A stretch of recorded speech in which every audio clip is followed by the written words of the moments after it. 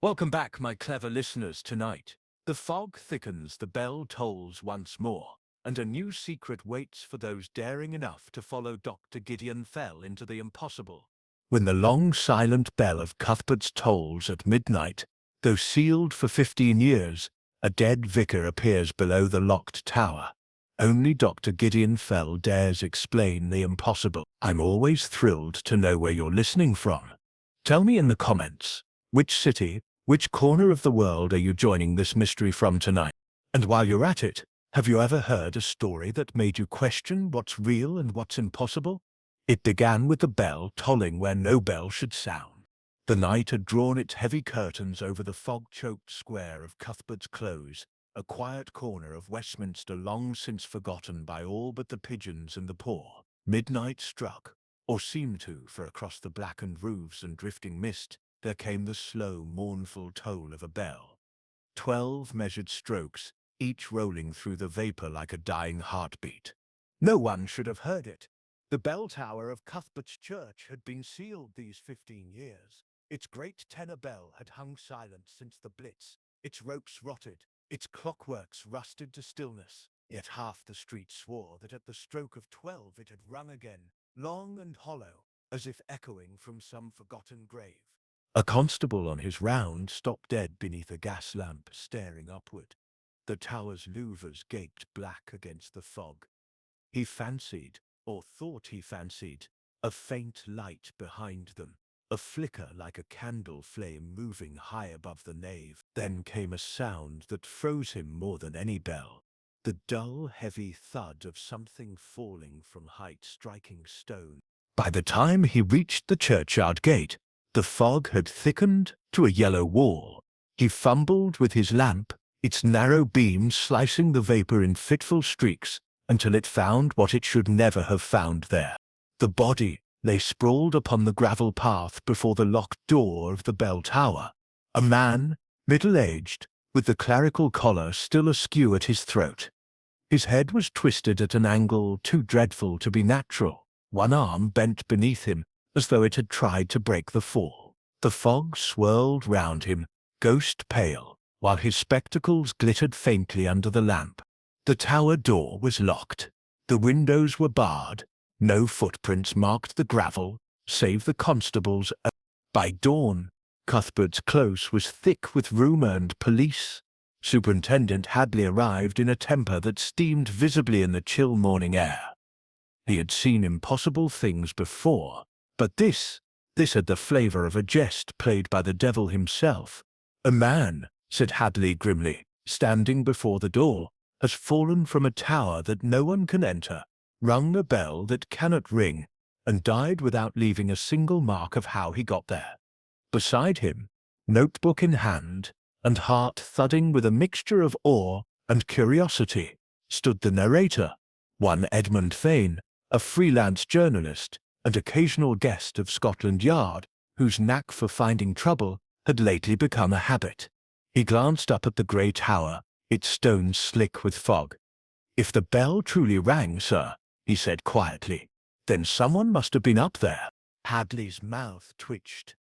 "So you'd think, Mr. Fane. Yet the only key to that door lies in the vestry safe, and it hasn't been touched in weeks. The vicar's body's out here.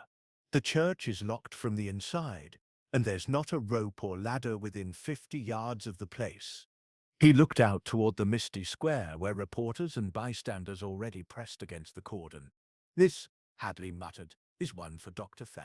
And as the sun crept weakly above the fog, casting the first light upon the tower of Cuthbert, a single thought told in my mind, louder than any bell, that something in that sealed height had stirred after 15 years of silence, and that whatever it was, it had killed a man in the most impossible way imaginable. Dr. Fell's house in Hampstead stood like a great, lopsided fortress of learning books, swelling from the shelves in such profusion that they seemed to hold the walls upright by sheer weight of wisdom. The fire hissed cheerfully against the fog pressing at the windows, and the smell of tobacco smoke hung in pleasant clouds about the big man himself, sunk deep in an armchair with a tankard beside him. Superintendent Hadley, coat damp from the morning chill, stood rigid before the hearth, his expression that of a man torn between irritation and admiration. I took the smaller chair opposite, notebook in hand, still unable to shake the memory of that terrible figure sprawled in the churchyard gravel. Fell's round face gleamed with good humour under the shadow of his wide-brimmed hat, though his eyes, sharp, bright, and endlessly amused, missed nothing. He puffed at his pipe and rumbled, "A dead clergyman fallen from a sealed tower. My dear Hadley, you've been given a first-class Christmas card from the devil." "It's not the devil I'm worried about," Hadley growled. "It's the reporters. The place was locked, every window barred, no footprints except the constable's." And the bell blasted Fell. The bell rang. The whole square heard it. Fell chuckled like a contented storm. "And yet the mechanism, you say, was frozen with rust. Solid. The parish engineer swears it hasn't turned in a decade." Fell leaned forward, pipe clamped in the corner of his mouth, eyes glittering. Then the question becomes not why the bell rang, but how it was made to seem as though it did. Hadley opened his mouth to retort, then stopped. I saw the superintendent's eyes flicker with reluctant curiosity, the first sign I knew that Fell had hooked him. "Tell me," Fell went on, "was there any sign the body had struck the ground from a great height?" "The neck was broken clean," Hadley admitted, "but there was no blood, no debris, nothing fallen from the tower. As though, blast it, as though he'd simply appeared there." "Ah," Fell murmured, "materialization, our old friend. People rarely appear, they are merely placed where no one expects them to be. You'll find, Hadley, that even ghosts respect the laws of leverage and gravity." He heaved himself upright, reached for his cane, and with that movement, the room seemed to tilt toward purpose. "We shall go to Cuthbert's." By the time we arrived, the fog had lifted slightly, though the air still felt heavy, like breath held too long. The cordon remained, constables pacing before the churchyard gate. Inside, the tower loomed higher than I remembered, its stone streaked dark as old tears. Fell examined the locked door with slow, meticulous attention, his cane tracing the jambs, his eyes half closed in thought. Then he turned suddenly, pointing upward. "Do you hear that, Mr. Fell?" I listened. From within the tower came a faint metallic echo, like the ghost of a chain stirred by wind, though the air was still. Hadley frowned. "I thought you said the bell couldn't move." Fell smiled faintly. "It can't, unless something else moves it." The words hung there, chill and inexplicable, and as the sound died, a single mote of dust drifted from the louvers high above, a whisper from that sealed darkness, promising that the mystery of the midnight bell had only begun. The door to the bell tower was a stubborn slab of oak, its surface blistered by damp and time. Fell bent toward the keyhole, his breath whistling faintly as he examined the iron rim through a small magnifying lens. I stood close enough to see the worn brass gleam, though no tool marks appeared around it. Hadley waited with arms folded, his impatience only half masked. "The vicar's keys," Fell said at last, straightening with a soft wheeze. "Were they found on his person?" "In his pocket," Hadley replied. "But the tower key wasn't among them. That's kept in the vestry safe." "And the safe?" "Locked. The curate swears it hasn't been opened since last Sunday's service." Fell grunted, tapping his cane against the stone step. Then our friend entered without key or force. Always a neat trick in this world. He squinted up into the dizzying height above. "And what of the light the constable reported?" "Could have been a trick of fog," Hadley muttered, but even he didn't sound convinced. Fell's cane scraped over the ground. He bent lower, puffing out his cheeks. "Observe the gravel, Mr. Fane. It has been swept, or rather, disturbed. See there, the faint crescent marks, as though something broad and curved were set down, then lifted again. I saw them now, 2 faint arcs in the dust, just beyond where the body had lain. A ladder?" I ventured. "Not a ladder," Fell said. Too shallow for that. Something lighter. Collapsible, perhaps round. His expression grew shrewd. A sound illusion, a light illusion, and a dead man where no man should reach. You recall, Hadley, the case of the French ventriloquist who made policemen believe they heard gunshots from empty rooms? Hadley groaned softly. If you're about to tell me this vicar was murdered by a music hall act, then I would be premature, Fell interrupted, with cheerful gravity. But consider that any bell may be rung without ever being touched, if one knows how sound carries and deceives. The great man turned abruptly and stumped toward the vestry. Inside, the air smelled of stone and candle wax. The curate, a pale and tremulous fellow named Harper, waited beside the communion rail, his hands twisting together as though in prayer. "I can't explain it, sir," Harper said in a shaking voice. "Reverend Pottle was here late last night, sorting parish accounts. I left him myself before 10. The next thing I knew, Constable Brewer was hammering at my door, saying he'd fallen from the tower." "Was the vicar in any distress of mind?" Fell asked softly. Harper hesitated. "He had been troubled. Letters, I think, from someone who meant him harm, but he wouldn't show me." Fell's eyes brightened. "Letters, eh? Locked away somewhere, perhaps?" "In his desk," Harper whispered. Moments later, Fell's thick fingers drew open a drawer and produced a sheaf of envelopes bound with twine. The topmost bore a smudge of wax and one word scrawled in black ink: "Judgment." Fell turned it over once, then looked up sharply. "Headley," he said, voice suddenly grave. "Our vicar was being warned. The question is, by whom and why he chose the bell tower for his answer." Fell examined the letters in silence, his large fingers surprisingly delicate as they turned each page with the care of a man handling relics. The handwriting was bold, uneven, and oddly theatrical, every T slashed with venom, every word punctuated by fury. The content, however, was stranger still. Each note accused the late Reverend Pottle of profane theft and warned him that the bell of judgment would toll for his soul. The last was dated 2 nights before the murder. Hadley read over Fell's shoulder, his jaw tightening. "Anonymous threats," he said grimly. "Every parson who preaches hellfire gets one now and then. But these sound personal."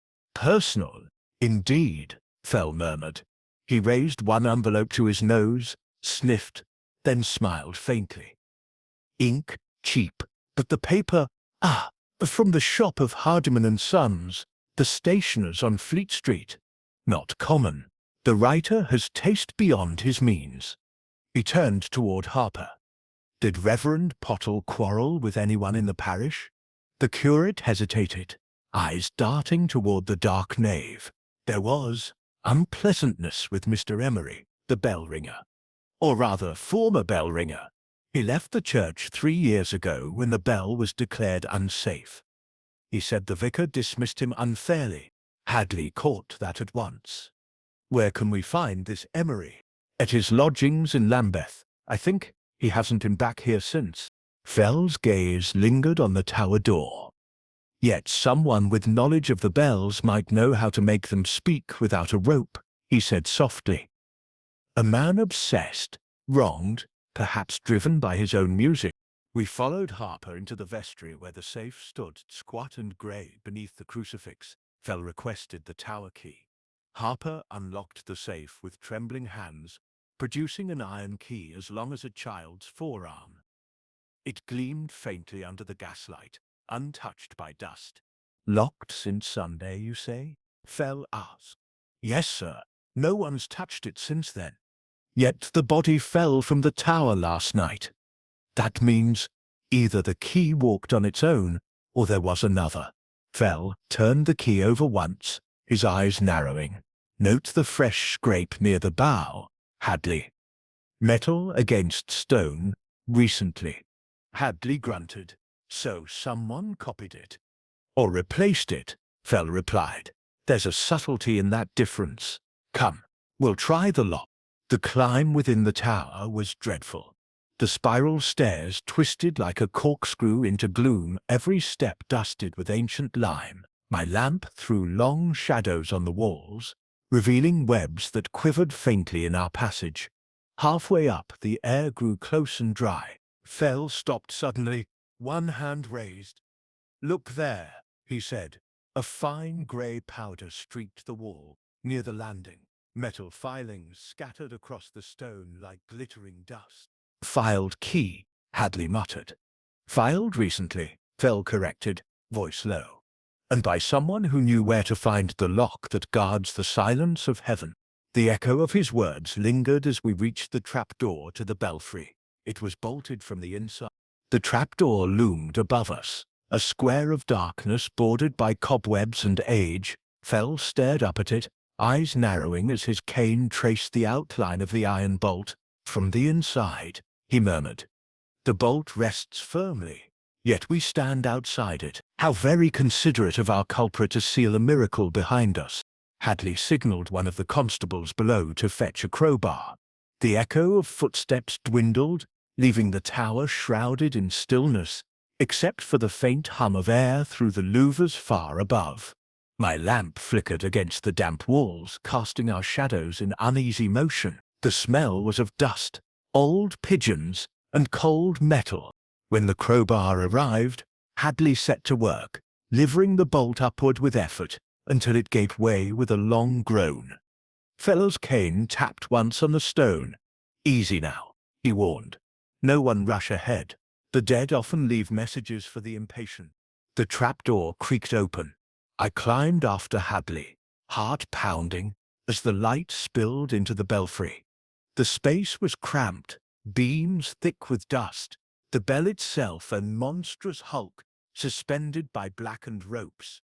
Its mouth hung open like something ready to speak again. Fell joined us, breathing heavily, but his eyes gleamed with fierce curiosity. "Oh," he said, peering about, "the chamber of miracles. And look, gentlemen, dust thick as porridge, save where something has moved." He pointed with his cane toward the planks beneath the bell. There, 2 clean footprints marked the dust, boot prints, small and narrow, facing the edge where the trapdoor opened. They stopped abruptly at the rim, as though their maker had stepped into air. "Good Lord," I whispered. Hadley crouched to examine them. "Too small for the vicar," he muttered, "and too neat. Whoever made these wasn't dragged or pushed." He stood still, right here. Fell nodded absently, examining the ropes. They were brittle but recently disturbed, one frayed end slightly darker than the rest, as if something heavy had rubbed against it. "Someone rang this bell, or meant us to think it was rung," he said softly. "Notice the small cut here, near the clapper? A thread could have passed through." He traced a line downward, following an invisible path toward the trapdoor. "Yes, thread or wire drawn taut from below, through the stairwell. A man could stand unseen, tug once, and the bell would groan like the voice of judgment." Hadley straightened. "But the vicar, how did he fall? There's no sign he was up here." Fell's eyes gleamed.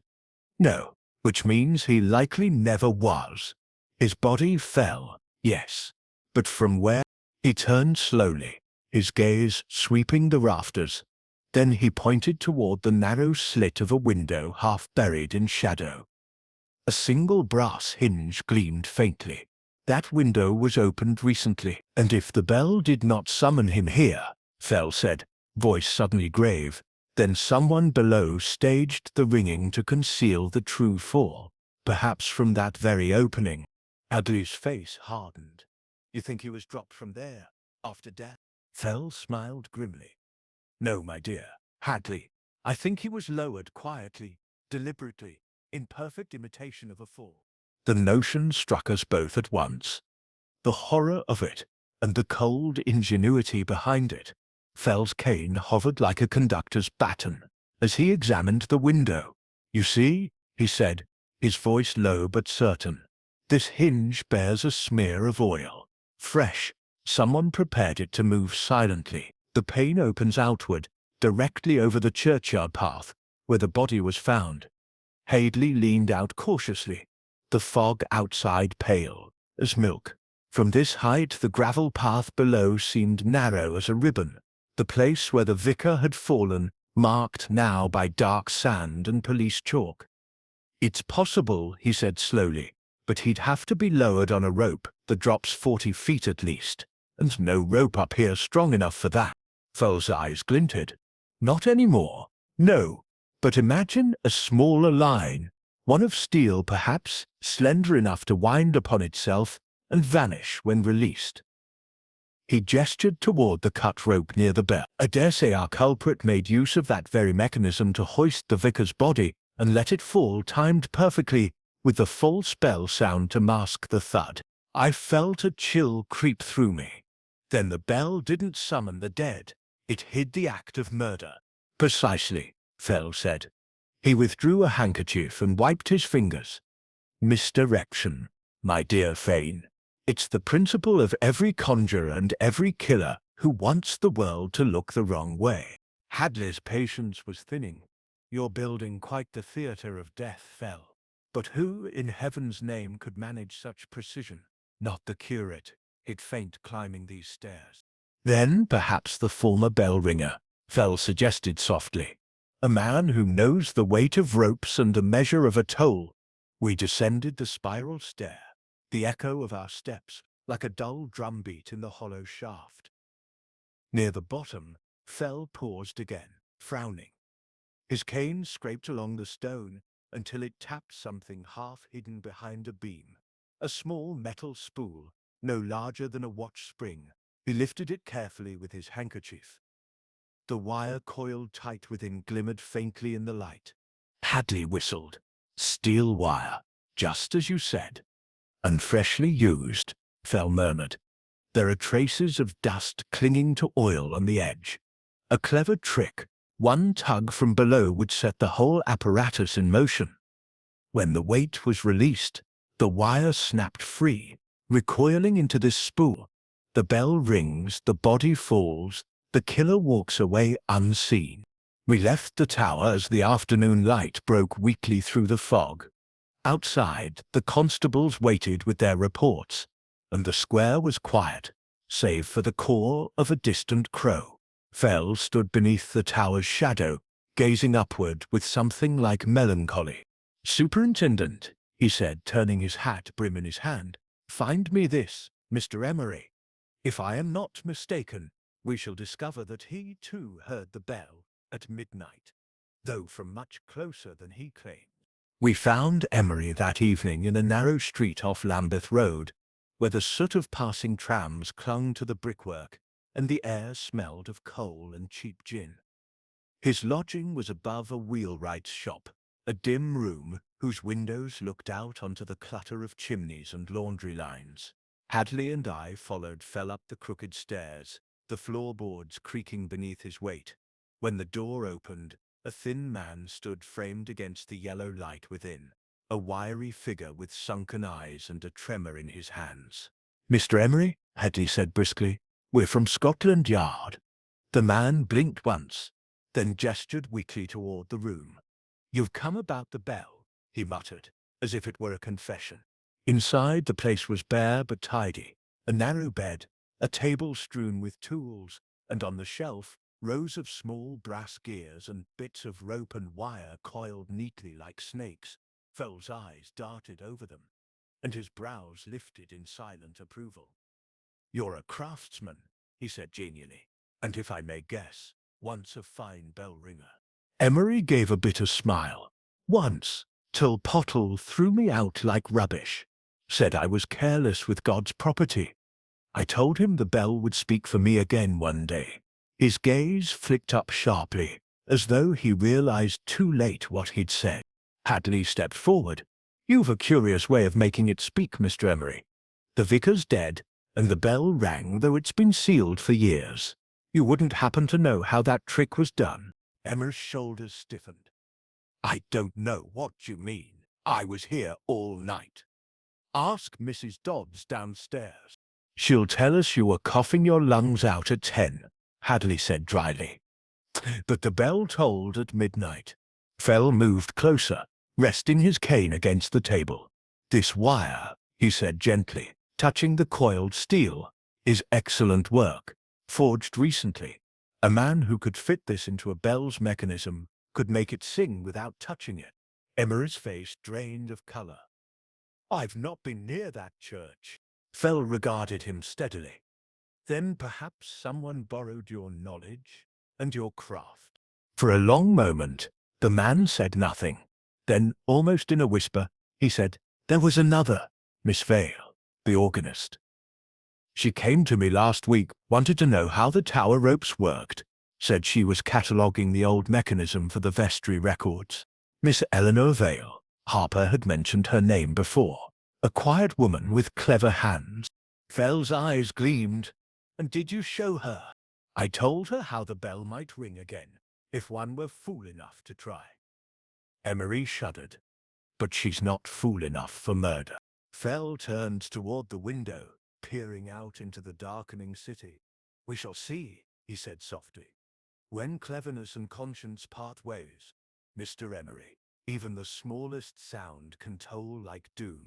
When we returned to Cuthbert's close, dusk had begun its slow descent over the fog-smeared rooftops, and the faint echo of bells from Westminster drifted through the air like the memory of a hymn. The church loomed darker now, its tower rising against the copper-stained sky. Fell's bulk moved ahead of us, his cane thudding softly, as though marking time for thought. He seemed unusually quiet. Only the slow draw of his breath and the faint rattle of his pipe betrayed the motion of that immense rumbling intellect. Inside the church, the air was heavy with chill and candle smoke.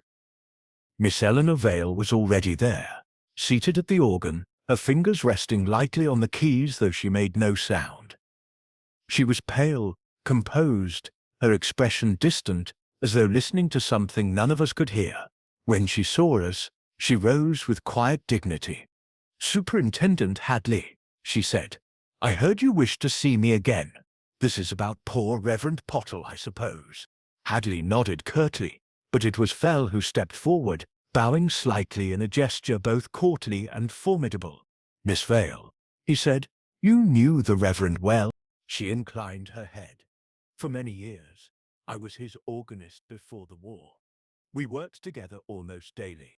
And since then, Fell's tone was genial, but I could sense the tension beneath it. She hesitated. We spoke occasionally. He was kind but troubled. The church funds were a constant strain, and the parish quarrels wore him down. I tried to help where I could.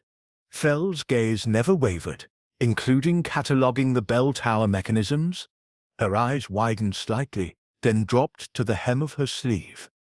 Ah, you've spoken with Mr. Emery. Indeed. He tells us you were curious about the old apparatus, particularly how the bell might be rung without access to the tower. Her silence stretched for several seconds. Then she said, Yes, I was researching for a restoration proposal. I thought the bell might be restored in time for Christmas services. Admirable, Fell said gently. But tell me, did you ever visit the tower? No, she replied quickly. It's locked. Fell's cane tapped the stone floor once, sharply. And yet someone went there, someone who knew how to disguise a mechanical trick as a miracle, to make the bell cry judgment while a man's body was lowered into death. Miss Vale's lips parted, then pressed shut. Her eyes flickered toward the nave, where the dying light from the high windows cast the crucifix into sharp silhouette. The silence was so taut that the ticking of the old clock above the organ sounded like a hammer blow. Hadley stepped forward. You'd best speak plainly, Miss Vale. The evidence will do so soon enough. For a moment she looked as though she might faint. Then, gathering herself, she said softly, I only wished to frighten him. He wronged my brother years ago, dismissed him from the choir for theft he did not commit. The shame ruined him. I wanted the Reverend to confess publicly before he retired. The letters were mine. But murder, never. Her voice cracked on the last word. Fell's expression did not change, though a shadow passed across his face. "So you admit the letters," he said, "and your plan to frighten him. Yet you did not touch the bell." "I swear it. I left the church by 10 that night. Ask anyone in the square, they saw me go." Hadley looked doubtful, but Fell merely nodded. "I do not doubt you left at 10, Miss Vale. What troubles me is whether you return." Her head jerked up. "Returned?" "Yes," Fell said softly.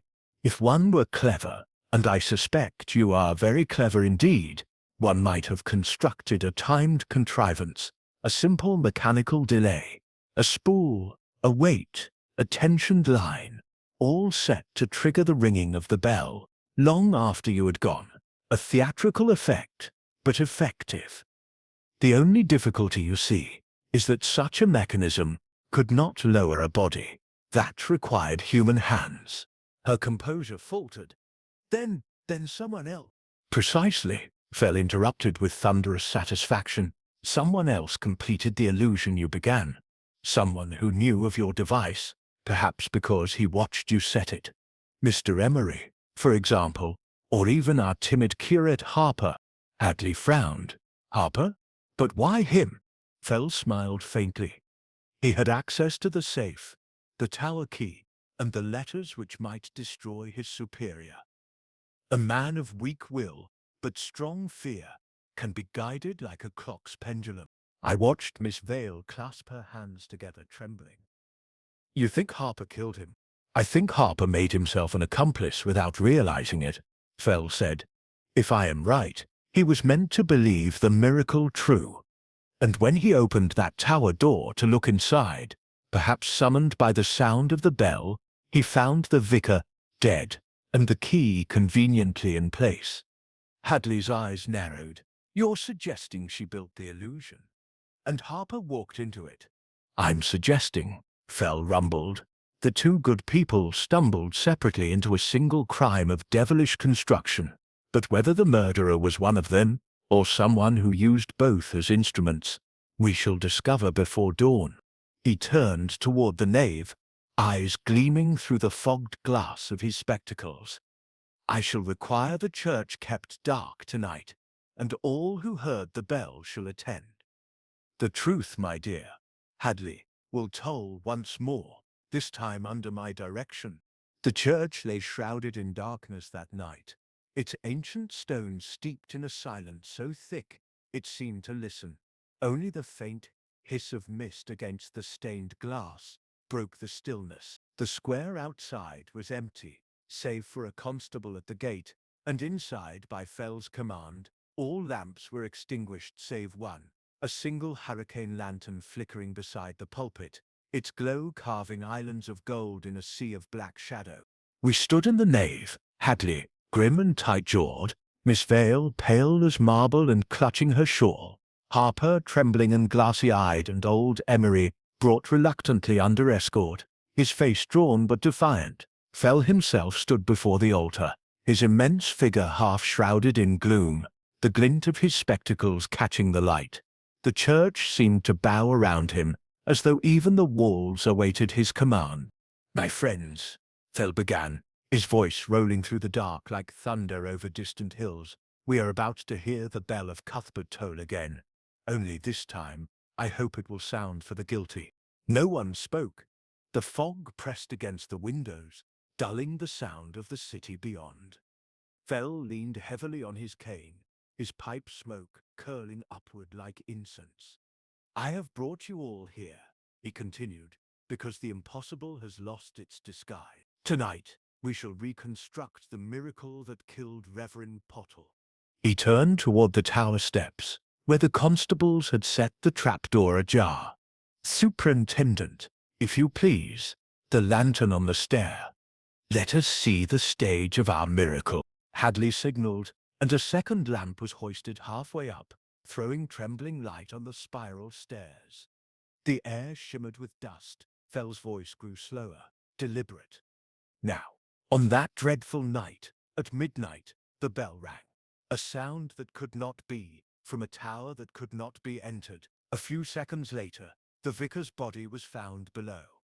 No footprints, No ladder, no sign of entry or exit. A paradox. He turned to Miss Vale, who met his gaze unflinchingly though her hands trembled. You, Miss Vale, created the illusion of the bell, an automaton, timed to strike. You wished only to frighten him. The mechanism, had it been left alone, would have rung the bell and stopped there. She nodded faintly, her lips parting as though to speak, but Fell went on. But someone altered your device. Someone who knew of it, who could reach the tower and command the scene. The same person who, after killing the vicar elsewhere, lowered his body through the open window at the exact moment your machine struck its hollow note, masking the thud of a corpse against the stones. A fine illusion, made finer by the fog. A double deception, mechanical and moral. Emery stirred. I didn't kill him, he muttered hoarsely. I swear it. I only told her how the bell could be made to move. I never touched the tower. Fell's head inclined. I believe you. You were too proud to desecrate your own art with murder. But you spoke of revenge to the wrong ear. He turned sharply toward Harper. The curate flinched as though struck. You, Mr. Harper, Fell said softly, were in the church that night. You lied about going to bed at 10. You came back because you'd read Miss Vale's letters. You feared scandal, ruin, dismissal, and when you heard that mechanism stir in the tower, you thought the wrath of God had come upon your master. Harper's mouth worked soundlessly. No, I heard the bell, yes, but I didn't. You ran to the vestry, Fell cut in, voice rising like a storm wind, took the key from the safe, climbed to the tower, and there you found him already dead, lying by the window where his killer had placed him. You panicked. You believed he had fallen by some divine hand, so you replaced the key and said nothing, thinking silence would preserve your soul. But it preserved the murderers instead. Harper's eyes shone with tears. Then who? Who did it? Fell's cane struck the stone floor with a sound that made us all start. Who indeed? He said. Someone who could walk unseen within the church. Someone who had opportunity, skill, and access to every door. The silence lengthened. Then, from the shadows near the choir stalls, a voice broke out, thin, mocking, trembling with anger. You mean me, of course. It was Emery. His face, caught in the lamplight, was white and terrible. You've had your fun, Doctor. You think I didn't know what she planned? I saw her that night, setting her precious contraption. I followed her, and when she was gone, I thought I'd finish the job properly, show her what true punishment looked like. I didn't mean to kill him at first, only to make him hang there, dangling like a sinner over his own grave. But the rope slipped, the wire snapped, and then it was done. He sank back against the pew, his voice hoarse with something between confession and madness. Hadley moved swiftly, but Fell raised a hand. Let him speak. Emery's words tumbled out, ragged, unstoppable. He ruined me, took my bell, my living, my name. I wanted him to feel the weight of that tower, hear the sound that took everything from me. I never thought it did. He broke off, covering his face. God help me. When the bell tolled, I thought I'd heard my own soul condemned. The church held its breath. Fell's eyes softened behind his spectacles. You heard no miracle, Mr. Emery, he said quietly. Only the echo of your own machinery. The devil did not ring that bell. You did. And it tolled as all crimes do, not for judgment, but for the truth to be heard at last. Hadley stepped forward, his hand resting on Emery's shoulder. The man did not resist. Outside, the constable's whistle pierced the fog as the prisoner was led away. Fell remained by the altar, gazing up into the gloom where the bell hung silent again. The lantern's glow carved deep lines into his face, and for a moment he looked older, almost sorrowful. Then he exhaled. The faintest wheeze of relief mingled with weariness. Curious, isn't it? He murmured. The simplest trick in the world, sound masking sight. Yet men will call it witchcraft every time. He turned toward us, his smile faint but kind. Come, Hadley, there's nothing more for the police here. The dead may sleep, and the bell may rest. We stepped out into the night together, the fog parting briefly to reveal a thin strip of moonlight over the tower's peak. Behind us, the silence of Cuthbert felt final, as though even time had stopped to listen. And as we walked away, the faintest breeze stirred the air just enough to make the bell above whisper once, gently as though in benediction. We had gone no farther than the churchyard gate when Fell stopped dead, his cane planted like a stake, and his great head turned slightly, as though listening to a tune only he could hear.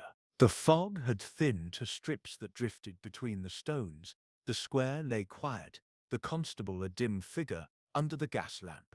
From the tower there was no whisper now, only the heavy hush that follows a storm. Hadley, impatient to telephone the yard, muttered something about charge sheets and witnesses. Fell did not move. "My dear Hadley," he said at last, with a weariness that was not fatigue, "you will not book Mr. Emery tonight." Hadley swung round. "Not book him?" he confessed. "Man, he recited a tragedy." Fell corrected gently. "A confession is not a key that fits every lock. Emery's words may be true in feeling and false in fact. There is a difference between 'I wished him dead' and 'I killed him,' and the latter must agree down to the tick with the iron clockwork of circumstance." He turned his spectacles toward the gravel, and just there the clock is wrong. He stumped back to the spot where Reverend Pottle had been found. Earlier we had marked faint crescents in the gravel, arcs so shallow I should have taken them for idle scratches, but for Fell's insistence. Now, kneeling with an agility surprising in his bulk, he brought the lantern low and brushed the grit with his sleeve. "See," he murmured, "not the scissor bite of a ladder's feet. Runners. Curved runners. The parish beer," Hadley said grudgingly after a moment. "It's kept in the vestry under a canvas. Curved wooden skids for carrying coffins. And would Emery, disgraced, absent 3 years, know where that beer hangs and where the vestry key is kept?" Fell inquired mildly.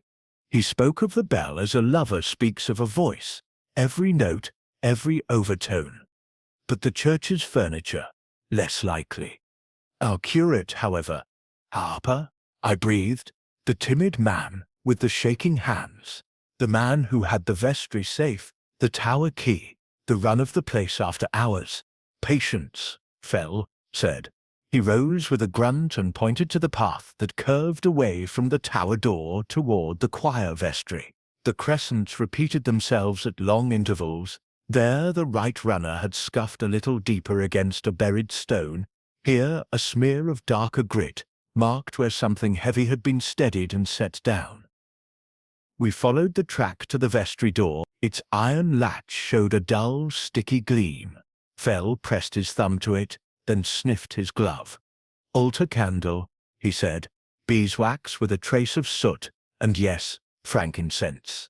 A man with shaking hands put down a candlestick here and fumbled with a key. That was not Emery with his wire and pride. That was a sacristan's panic. Hadley's jaw set.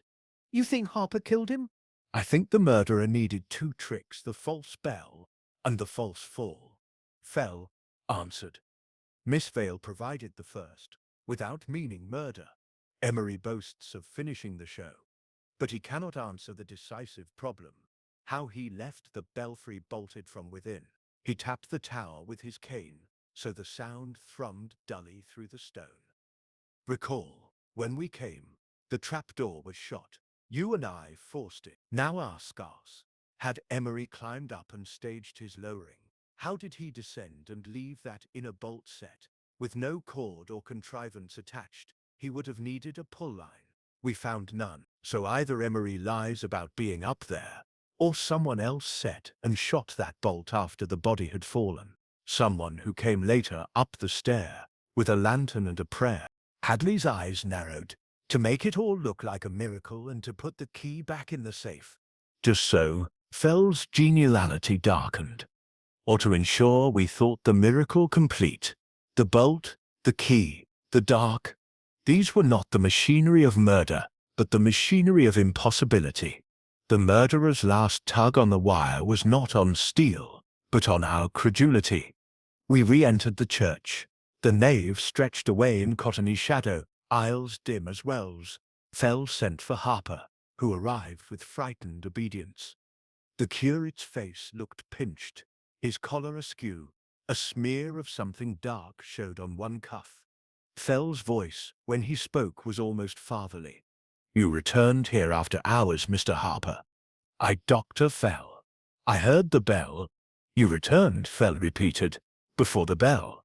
At 11:30, you unlocked this door with a smeared hand, so smeared that your sleeve knows more than you do about cleanliness, and you fetched the beer. You did it to carry the Reverend from the choir vestry where he lay struck down onto the path outside the tower door, where his death would seem to answer heaven's judgment. I do not say you struck the blow, but you did move the dead." Harper's lips trembled. "I know, the Reverend. He was not dead." Hadley took one step forward. "Not dead?" Harper shuddered. "I found him in the vestry. On the floor. He'd fallen blood on the corner of the table where the ledger lay. I thought, oh God, I thought the bell warned him. I heard the first groan of it above, and I thought if I brought him to the tower, if people believed, there would be no scandal about the accounts, no ruin for the parish." "The accounts?" Fell said softly. "Ah." He produced the sheaf of letters with judgment scrawled upon them, and held them just out of Harper's reach. "You knew of these?" Harper stared at the hateful word as though it might burn his eyes. "He kept them," he said. "An anonymous slanderer plagued him. I begged him to show them to the vestry, to answer openly. He would not. He said he would resign after Christmas." "And the accounts?" Hadley pressed. Harper's voice dropped to a whisper. "They were short. Not by theft, by repairs he had never properly recorded. The bomb damage, the charity baskets, always, he meant to set them right. He was ashamed. I was ashamed for him. I wanted a sign to cover it, until he could. Until a dead man could balance books," Hadley said grimly. "That is poor arithmetic." Fell's gaze rested on Harper with sorrow rather than contempt. "Where was he struck?" Harper gestured weakly to the vestry table. Fell crossed to it and bent, raising the lantern. On the underside of the table edge, a flake of dried brown clung to a splinter. In the threadbare carpet below, a small dried star. Fell grunted. "A fall, but not fatal of itself. A man dazed might rise and be guided elsewhere. Which suggests," he straightened, his eyes kindling, "that whoever struck him at last did so not in the vestry at all." "Then," Harper breathed, who had reason to fear any public untidiness would show more than the vicar's muddled ledgers. Fell's eyes slid to the organ loft. Who would contrive not merely a chastisement, but a spectacle, yet shrink from blood? Miss Vale wished for terror, not death. Emery wished for humiliation, not secrecy. But there is a third will at work, a quiet will afraid of earthly tribunals, and therefore eager to enlist heaven's bell. The church swallowed the words. Somewhere a draught creaked along the pipes of the organ, with a sigh like a sleeping thing. Fell's manner changed with a suddenness that made me start. The jovial scholar gave place to the showman of experiment. "Superintendent," he said crisply, "we shall make our own paradox.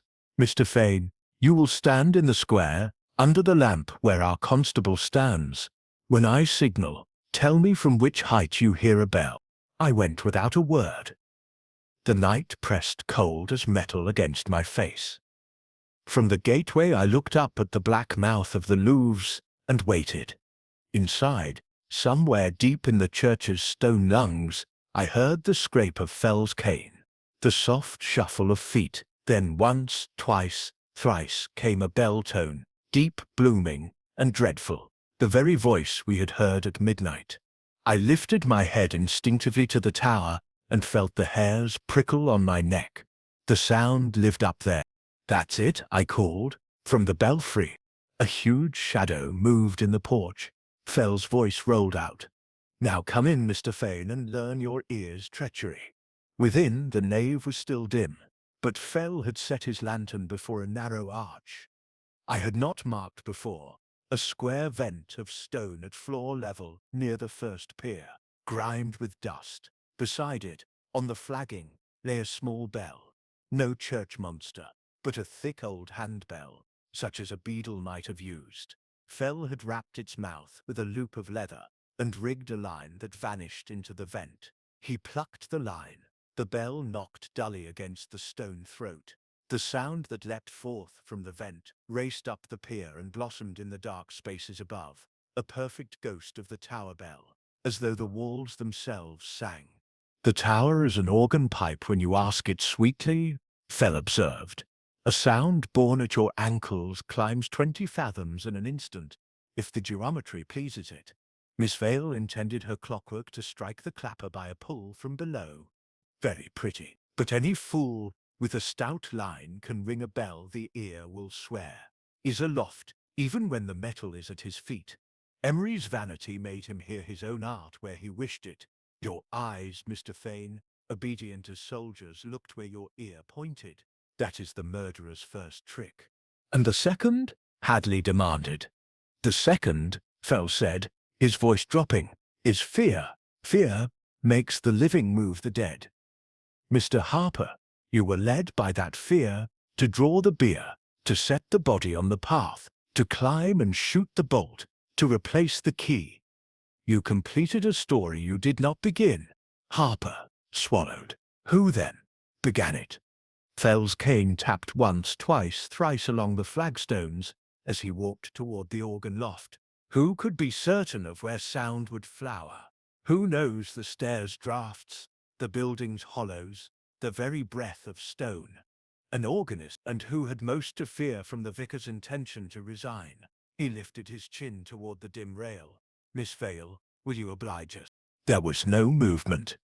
Then, from the gloom above, a slim figure detached itself and began to descend. One hand on the rail, the other gripping the balustrade so tight the knuckles flashed white in the lantern's thin glow. Her face was calm, too calm, the calm of a cliff face, and her eyes had the dark steadiness of someone who has rehearsed her lines too often to forget them. "I am here, Doctor," she said.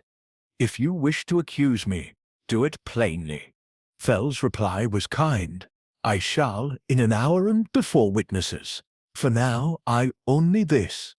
When you set your device to ring, you found the Reverend in the vestry, dazed from his fall. You told him what? That the bell would toll proof of his guilt, that if he would come to the tower and pray beneath it, he would be spared ruin." She closed her eyes. "I told him the parish would forgive if he confessed. I told him a sign would be given. He followed me to the stair. I thought only to terrify him into truth.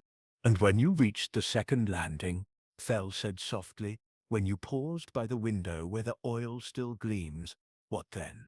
Silence poured down from the rafters like the dark water of a well.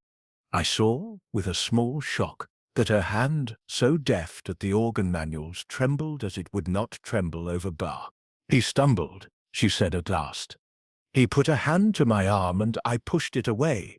It was nothing, only to free myself. He fell against the sill." Her voice thinned. "He did not cry out. I thought he would stand. He did not." Fell's great head bowed. "And then fear, that great mechanician, took the levers. You fetched the wire. You opened the pane. You set a cradle to lower him. You meant what? To make it seem he had fallen later, at the bell's stroke, to join your contrivance to your conscience and let one absolve the other." She said nothing. Harper made a small sound and covered his face. "Enough," Hadley snapped hoarsely. "I'll have no more. Miss Vale, you will come with me." Fell lifted a hand. "Gently, Hadley. The hangman is your trade. The truth is mine. We will meet in the morning here with the coroner and the choir, with Emery, with the constable who heard the thud. I will show them how the bell was made to speak from the ground, how a bolt was shot from within when the shooter stood without, how a bier made footprints vanish and why the only person who could command every piece of this theatre was the one whose art is air and echo. Tonight, Miss Vale will be in your care. Mr. Harper will write his statement. Mr. Emery will be kept from the rope his conscience longs for. And I, he added, with a wheeze that might have been a sigh, shall go home and put hot bricks to my feet. A man thinks better when his extremities are less like ice. He turned, his vast shadow swaying across the nave. At the door he paused, and the old gentleness warmed his voice. Mr. Fane, bring your notebook. You shall have your lecture. We stepped out into a world where the fog had thinned to tattered veils. Far off, a clock chimed the quarter. The tower of Cuthbert rose stark against a strip of moon, its Louvre blind and still. Yet in my head the bell tolled again, not with doom now, but with the iron ring of things falling into their places. I walked beside the big man in the felt hat, and felt, with a queer shiver, that the impossible had begun to look very like common sense arranged in the right order.